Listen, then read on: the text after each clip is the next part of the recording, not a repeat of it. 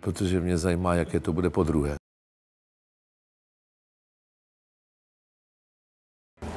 Nemám, dokonce vím, že ani on nemá tu představu.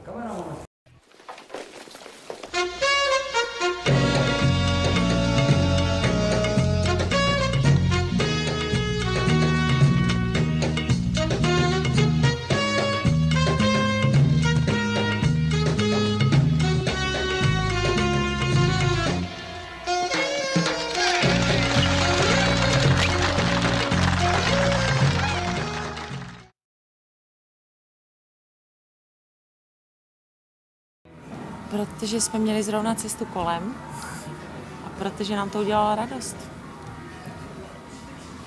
Presne tak, ako povedal.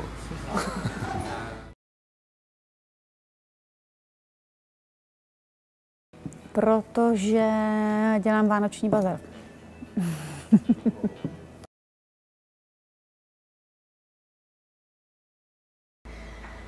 No, doufám, že se především budeme bavit o bazaru. Ale zase vím, že to vždycky vezme nějaký švunk někam jinam a na to jsem vlastně zvědavá.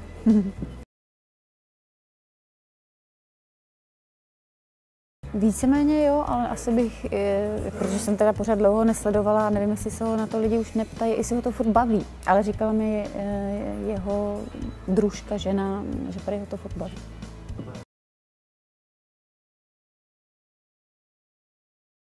Protože to považuji jako uznání mojí práce a mých sběratelských úspěchů.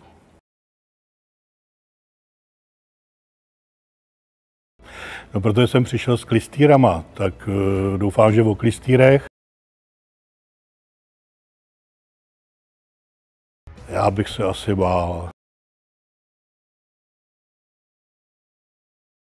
Tak já jsem se to dozvěděl jako z blesk čistého nebe v tramvaji na Kohynorce a říkal jsem si, že to je výzva, tak proč to neskusit?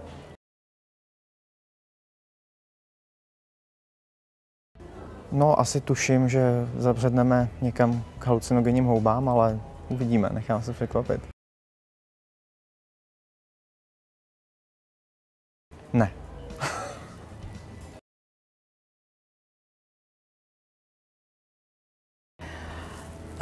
Tak já už jsem byla oslovená asi 3krát, vždycky jsem to odmítala. A teď jsem řekla, že už nemůžu, že ho nemůžu nechat čekat.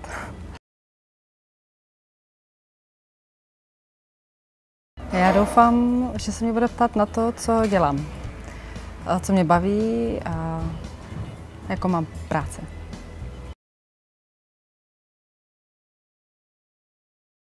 Jestli by si to chtěl se mnou vyměnit. A chtěl být vyspovídaný.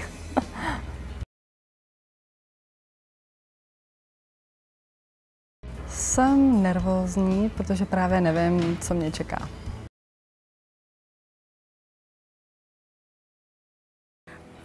Protože si myslím, že budu takhle slavnější ještě víc.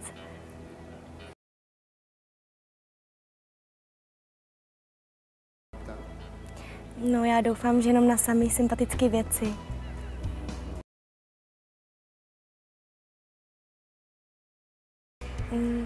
Ani ne.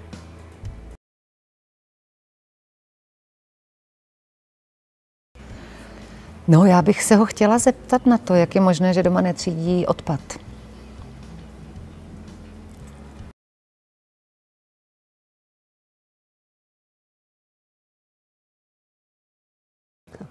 Tak já myslím, že teď je taková zajímavá doba, zejména pro sociální demokracii, pro mě osobně a určitě je to příležitost, jak se ty věci dají určitým způsobem okomentovat.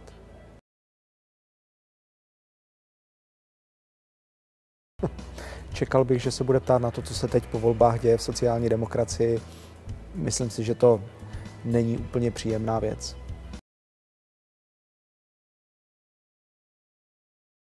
No, já myslím, že takové pozvání se neodmítá, takže to bylo jasný. No, asi na ty moje sukně, no, v podstatě.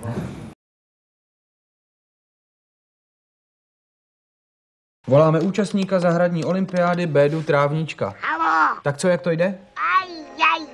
Ježiš, a co s tím zase máte? Zase porucha. Tak už se na ty sekačky vyserte. To zrovna ty. No, vidíte, no. Jo, tak jo. Ty žábo.